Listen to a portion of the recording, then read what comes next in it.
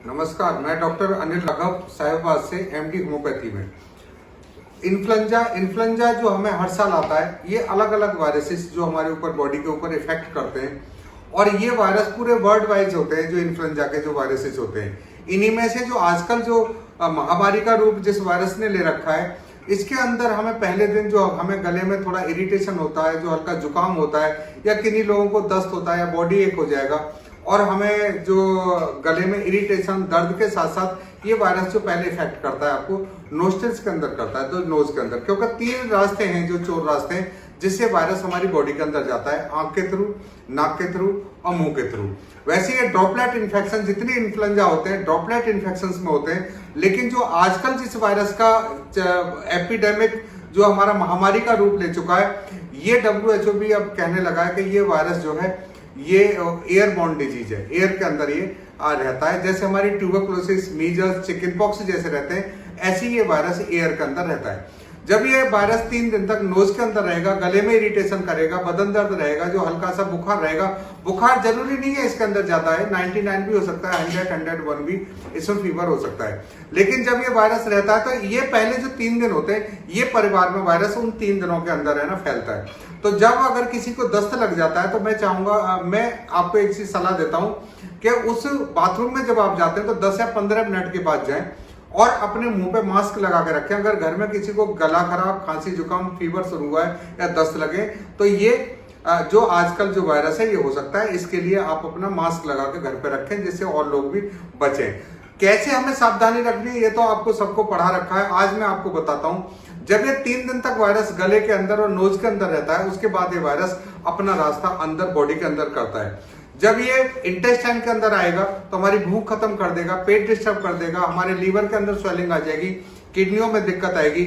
और जब ये वायरस हमारे लंग्स के अंदर जाएगा तो हमें खांसी स्टार्ट हो जाएगी। और जब ये लंग्स में डीप, जब बिल्कुल बेस के लंग्स में पहुंचेगा तो हमें निमोनिया पैदा करेगा, इन्फेक्शन आने लगेगा, हमारे सूजन आने लगेगी, यहाँ पर जो लंग्स के अंदर है इन्फ्लामेशन आने लगेगी, कंसोलिडेशन होना शुरू हो जाएगा।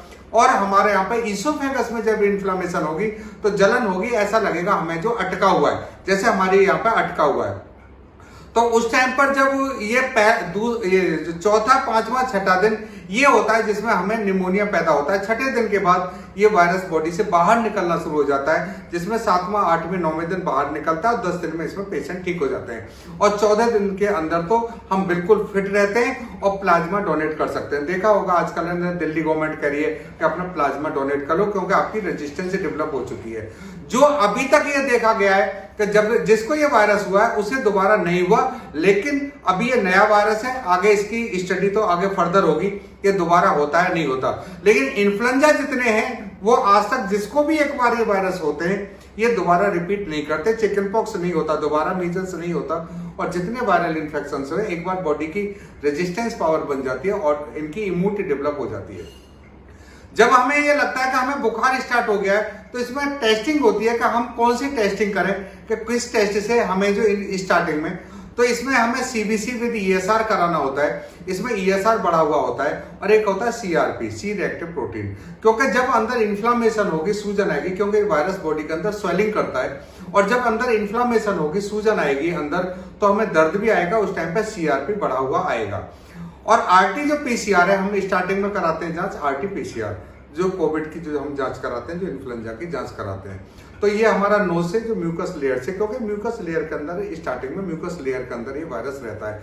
जब इसका लोड ज्यादा बढ़ जाता है तो अंदर हमें डिफेक्ट करता है। और जो सडन जो एक्सपायर हो रहे हैं पेशेंट, जिनको दिक्कत आती है, जो सांस लेने में कठिनाई होने लगे, जिनका ऑक्सीजन लेवल 90 से ऊपर रहता है, उन्हें दिक्कत नहीं है चलने में, जिनको सांस खींचने लगता है, तो हमें देखना चाहिए कि हमें समस्या है और उस टाइम पे हमें SpO2 अपना चेक करना चाहिए, ऑक्सीजन लेवल चेक करना चाहिए। अगर वो SpO2 90 से नीचे जा रहा है तो हमें अपने डॉक्टर को जरूर मिलना चाहिए, डॉक्टर के पास जाना चाहिए। वैसे ज्यादातर ये वायरस शुरू में अपने आप ठीक होता है। और निमोनिया, अगर इन्फ्लामेशन होगा तो इन्फ्लामेशन में हमें तुरंत मेडिसिन, होम्योपैथी में अच्छी मेडिसिन है जो इन्फ्लामेशन को दूर करती है। तो अगर CRP आपका बहुत बढ़ा हुआ आ रहा है और आपका ESR बहुत बढ़ा हुआ आ रहा है और आपका RT-PCR अगर पॉजिटिव है तो हमें होम्योपैथिक ट्रीटमेंट इसमें लेना चाहिए। पहले मैं आपको खाने के लिए बताता हूँ। खाने में हमें सारे फल, सारे जूसेस, सारी विटामिन सी ज्यादा से ज्यादा पहले दिन से हमें लेना चाहिए। और हमें उल्टा सोना चाहिए। उल्टे सोने से क्या होगा, जैसे बच्चे जब उल्टा सोते हैं तो उससे क्या होता है कि उनकी ऑक्सीजन सप्लाई हमारी थोड़ी ज्यादा होती है, और जब हम ऐसे जब इस पोजीशन में सोते हैं तो हमारी ऑक्सीजन सप्लाई उस टाइम पे वीक होती है, हमारी सांस का रेट भी कम होता है। और इसके अंदर जब एक अंदर पॉइजन पैदा होता है, जब हमारे हार्ट में पल्मोनरी वेन्स, पल्मोनरी आर्टरी, जो खून की नसों में जब स्वेलिंग आ जाती है, जो क्लॉट जमता है, जब क्लॉट जम जाता है तो हमें दिक्कत होती है। तो हमें जितनी ट्रीटमेंट चलाना होता है वो इन्फ्लामेशन को दूर करना होता है, उसके पॉइजन को हटाना होता है, उस जो कंसोलिडेशन लंग्स हो चुके हैं उसे ठीक करना होता है। और जो हमारी एल्वोलाई होती है, इसके अंदर जो हमारी ऑक्सीजन लेके जो आरबीसी जाती है, और ये जो कार्बन डाइऑक्साइड लेके जब हमारी आरबीसी जाती है तो उसके अंदर फ्लूइड आ जाता है। फ्लूइड आने से हम कार्बन डाइऑक्साइड नहीं ज्यादा छोड़ पाते और ऑक्सीजन रिसीव नहीं कर पाते लंग्स, तो हमारा सांस खींचना शुरू हो जाता है।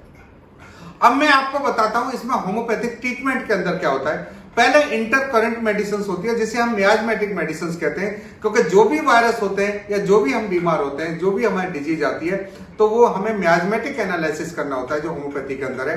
तो इस वायरस के अंदर जब भी वायरल इन्फेक्शन होते हैं, चाहे इन्फ्लुएंजा जो भी होते हैं, इन वायरस के अंदर ये स्यूडोसोरा होता है, जिसे हम ट्यूबरकुलर मियाजम कहते हैं। इसके अंदर क्या होता है, सोरा और सिफिलिस, इसका कॉम्बिनेशन होता है, क्योंकि जख्म भी करता है, सूजन भी करता है, इन्फ्लामेशन करता है। तो हमें इस बेस पर ट्यूबरकुलिनम मेडिसिन, इंटरकरेंट मेडिसिन है, अगर हम ट्यूबरकुलिनम मेडिसिन किसी को पहले दे देते हैं, 1 mg पोटेंसी में दे देते हैं, तो क्या होता है कि जो हमारे लंग्स होते हैं उनको स्ट्रांग हो जाते हैं, क्योंकि हमारी बॉडी एक एक सेल्स से मिलकर बनी हुई है, और सेल्स हमारी जब वीक होती हैं तो हम बीमार होते हैं। सेल्स हमारी स्ट्रांग रहती है, जब हमारी वाइटल एनर्जी स्ट्रांग रहती है, जीवनीय शक्ति स्ट्रांग रहती है, तो हम स्वस्थ रहते हैं। और होम्योपैथिक जितनी दवाइयां होती हैं ये सारी की सारी डायनेमिक पावर के अंदर होती है।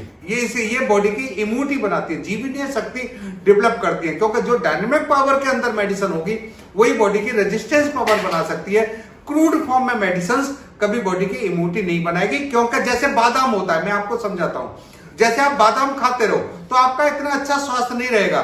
जब उस बादाम को ऐसे जब पानी में घिसेंगे, जब खरल के अंदर घिसेंगे, तो उसकी बादाम की वाइटल एनर्जी बढ़ जाती है, पोटेंसी बढ़ जाती है, क्योंकि होम्योपैथी में बादाम भी अपने अंदर एक मेडिसिन है, इससे एक दवाई बनाई जाती है। तो जब हम उसको जितना ज्यादा बादाम को घिसेंगे, जितना ज्यादा घिसेंगे, तो उसकी पोटेंसी बढ़ जाती है, और जब हम उसका पानी पीते हैं तो हम कहते हैं कि ये बादाम ज्यादा ताकत कर देगा। ऐसे ही होम्योपैथिक मेडिसिन के अंदर पोटेंसी डेवलप की जाती है, इम्यूनिटी बनाई जाती है हर होम्योपैथिक मेडिसिन की। और होम्योपैथी में जो 7,500 मेडिसिन है, ये बॉडी की वाइटल एनर्जी बनाकर ठीक करते हैं। तो मैं आपसे ये कहूंगा कि कोई भी वायरल इन्फेक्शन है, अगर आपको वायरल इन्फेक्शन है या नहीं है, तो आप ट्यूबरकुलिनम 1 ml लें, क्योंकि ये जो ट्यूबरकुलिनम मेडिसिन है ये आपका लेरेंजाइटिस ठीक करती है, फेरेंजाइटिस ठीक करती है, ये आपके एडिनोस ठीक करती है, आपके टॉन्सिल्स ठीक करती है, आपको बार बार जिनको निमोनिया होता है उसको ठीक करती है, बार बार निमोनिया नहीं होने देती, जिनको बार बार टीबी के अटैक हुए और उनसे लंग्स वीक हो जाता है, ये उसको भी स्ट्रॉन्ग करती है, और हमारे लीवर को ठीक करती है, इंटेस्टाइनल ग्लैंड को ठीक करती है।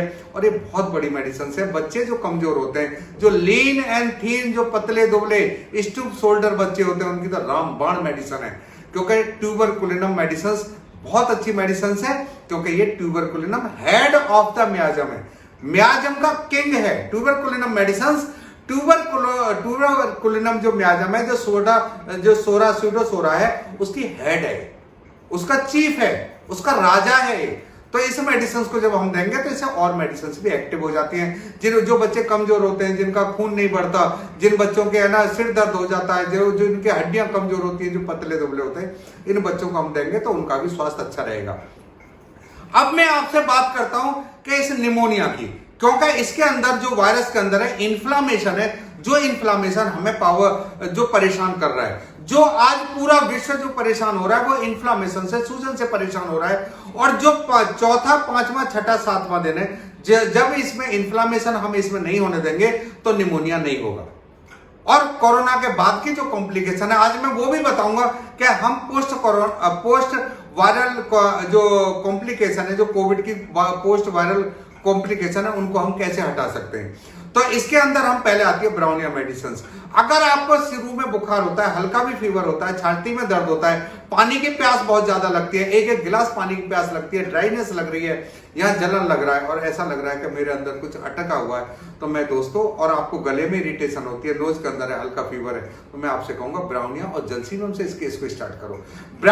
ब्राउनिया मेडिसिन 200 पोटेंसी में, जलसीमम मेडिसिन 200 पोटेंसी में अगर हम देंगे तो इससे निमोनिया भी कवर होगा, लंग्स का पेन भी कवर होगा, जो खांसते हुए में जो छाती में दर्द होता है, हम पेशेंट ऐसे पकड़ लेता है, सूखी जब खांसी करता है छाती पकड़ लेता है क्योंकि अंदर इन्फ्लामेशन है, ब्राउनिया का पेशेंट ऐसे पकड़ लेता है, जलसीमम का पेशेंट को इन्फ्लामेशन कानों तक जाती है। तो हम ब्राउनिया मेडिसिन, जलसीमम मेडिसिन में से सिलेक्शन करें, बहुत अच्छी दवा है। जो अटकन होती है ना, जब लगता है मेरे यहाँ अटक हो गया, मेरे अंदर कुछ फंस गया और मेरे अंदर है ना यहाँ पे बर्निंग सेंसेशन हो रही है, तो उस टाइम पे काली बाइक्रोम का मेडिसिन, क्योंकि काली बाइक्रोम का मेडिसिन निमोनिया भी कवर करती है और अटकन भी कवर करती है, इन्फ्लामेशन भी दूर करती है, खून की नसों को और ब्रेन को ताकत देती है, दिमाग को ताकत देती है। अब इसी के साथ हम बोलते हैं arsenic album. Arsenic album medicine बहुत अच्छी है, ये निमोनिया कवर करती है, दस्तों को कवर करती है, बुखार कवर करती है। जो हमें हल्का ठंड लग के बुखार आता है, मिड डे और मिड नाइट में जब हमें बुखार बढ़ता है और इस पेशेंट को बहुत प्यास, छोटी छोटी थोड़ा थोड़ा सिप करेगा पानी, जैसे ब्राउनिया का जो पेशेंट है वो large quantity of the cold water लेता है, लेकिन आर्सेनिक का पेशेंट छोटा सिप करता है पानी। इन्हीं मेडिसिन में मैं आपको बताता हूँ एपिका, क्योंकि कम समय में मैं आपको ज्यादा कुछ देना चाह रहा हूँ, इसीलिए मैं बताता हूँ एपिका।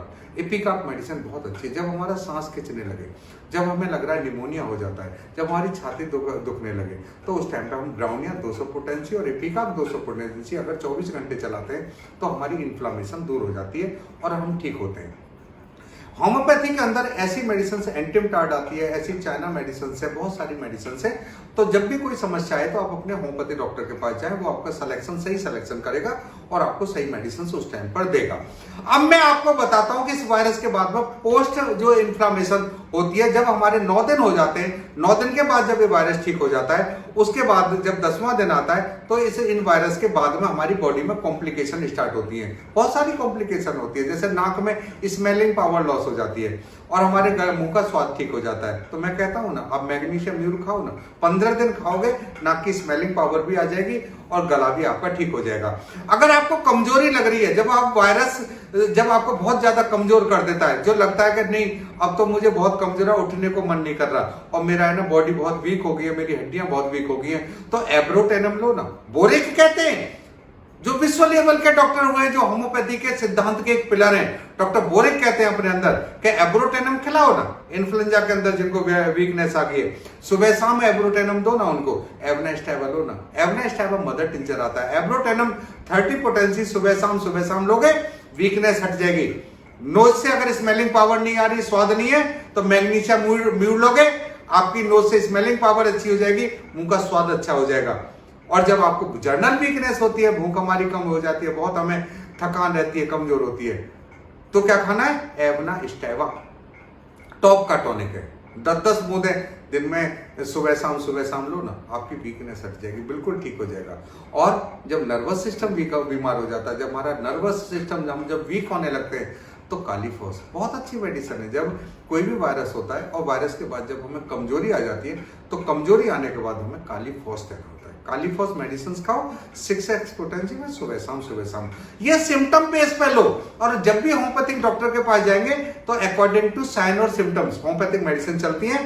और अपना ESR, CBC, ESR और अपना ये CRP, सी रिएक्टिव प्रोटीन, ये जरूर जांच कराओ। अगर आपका CRP नॉर्मल हो चुका है तो आपको इन्फ्लामेशन नहीं है, और आपको उसके बाद में 99, अगर 100 है, 99 थोड़ा बुखार भी रहता है, तो ये बुखार तो 4 हफ्ते से 6 हफ्ते तक चल सकता है, क्योंकि सूजन धीमे हटेगी। मैं तो कहता हूं कि उस टाइम पर 10 दिन के बाद अपना ऑक्सीजन चेक करने का मीटर, जो अपना ये ऑक्सीजन पल्स चेक करने का मीटर और थर्मामीटर अपने ताले में बंद करके रख देना, क्योंकि वायरस धीमे सूजन हटेगी और आप ठीक हो जाओगे। इसे पूरा ठीक होने में 4 हफ्ते से 6 हफ्ते तक लग जाते हैं। हरी सब्जी खाओ ना, फल खाओ ना, खूब सारी है ना, मौसमी खाओ ना, खूब सारे फल खाओ ना, ऐसी डाइट लो जो इजीली डाइजेस्ट हो जाए। स्पाइसी फूड बंद कर दो ना, सारे के सारे जो फैक्ट्री मेड भोजन है वो सब बंद कर दो ना, बिस्किट, ब्रेड, नमकीन बंद करो ना, ये सारे का सारा, और ये ऐसा खाना खाओ जो इजीली डाइजेस्ट हो जाए।